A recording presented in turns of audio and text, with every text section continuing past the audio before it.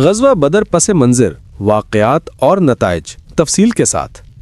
غزوہ بدر اسلام کی تاریخ کا پہلا اور فیصلہ کن معرکہ ہے جس نے نہ صرف عرب کی سیاسی فضا کو بدل کر رکھ دیا بلکہ مسلمانوں کی اجتماعی قوت، ایمان اور اللہ کی مدد کو روشن ترین انداز میں ثابت کر دیا۔ یہ معرکہ 17 رمضان 2 ہجری کو جمعۃ المبارک کے دن پیش آیا۔ اس جنگ میں مسلمانوں کی تعداد صرف 313 تھی جبکہ قریش مکہ 1000 کے لشکر کے ساتھ آئے تھے۔ اس جنگ کی پوری داستان ایمان کے عروج، توکل، قربانی اور اللہ کی نصرت کی لازوال مثال ہے۔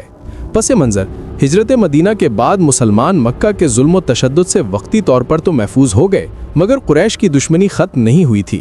قریش مسلمانوں کو دبانے اور ختم کرنے کے لیے مختلف سازشیں کرتے رہے۔ دوسری جانب مسلمانوں کے اموال بھی اب تک مکہ میں رہ گئے تھے جنہیں قریش نے زبردستی ضبط کر رکھا تھا۔ اسی دوران ابو سفیان کی قیادت میں ایک بڑا قافلہ شام سے مکہ کی طرف مال تجارت لے کر آ رہا تھا۔ مسلمانوں نے اس قافلے کو روکنے کا ارادہ کیا تاکہ اپنی چھینی ہوئی دولت کا کچھ ازالہ ہو سکے۔ یہ خبر قریش تک پہنچی تو انہوں نے ایک مضبوط فوج بھیجنے کا فیصلہ کیا تاکہ مسلمانوں کو ہمیشہ کے لیے ختم کیا جا سکے۔ یوں چند افراد کے قافلے کو روکنے کے ارادے سے نکلے ہوئے مسلمان ایک بڑے معرکے میں داخل ہو گئے۔ مسلمانوں کی روانگی۔ نبی اکرم صلی اللہ علیہ وسلم نے قافلے کی طرف پیش قدمی کا ارادہ فرمایا، لیکن جیسے جیسے خبریں ملتی گئیں یہ اندازہ ہونے لگا کہ معاملہ قافلے کا نہیں بلکہ قریش کے لشکر سے مقابلے کا ہے۔ آپ صلی اللہ علیہ وسلم نے صحابہ سے مشورہ فرمایا۔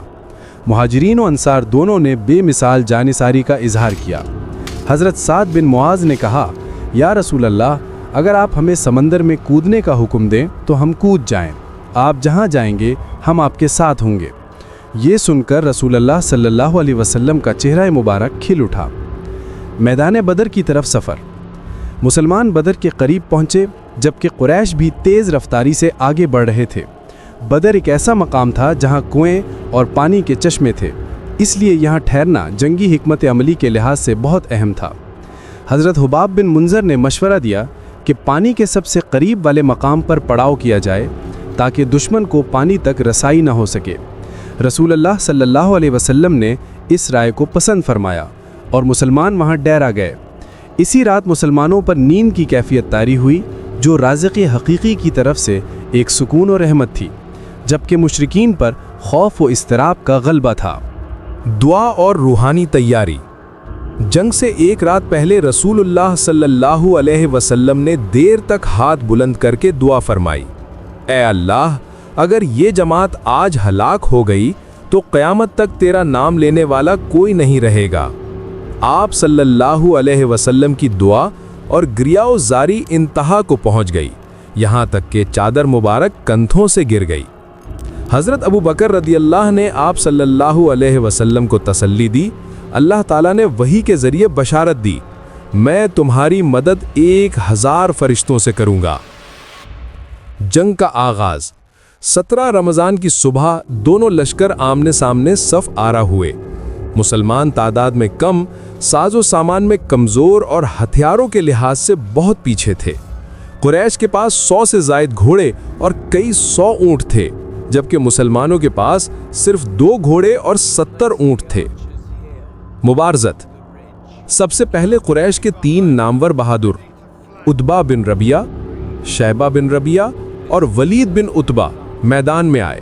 مسلمانوں کی طرف سے حضرت حمزہ، حضرت علی اور حضرت عبیدہ بن حارث رضی اللہ نکلے اور تینوں مشرکین کو ہلاک کر دیا۔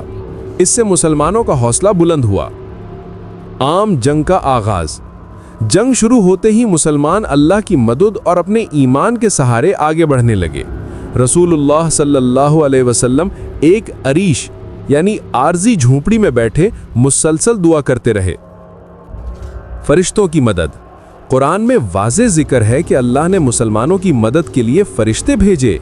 کئی صحابہ رضی اللہ نے بیان کیا کہ ہم نے سفید لباس میں گھوڑوں پر سوار مردوں کو دیکھا، ہم نے سنا کہ فرشتے دشمن کی گردنیں اڑا رہے ہیں۔ بعض دشمن زمین پر گرے ہوئے ملے اور ان کے جسم پر ایسی ضربیں تھیں جو انسانی ہاتھ سے ممکن نہ تھیں۔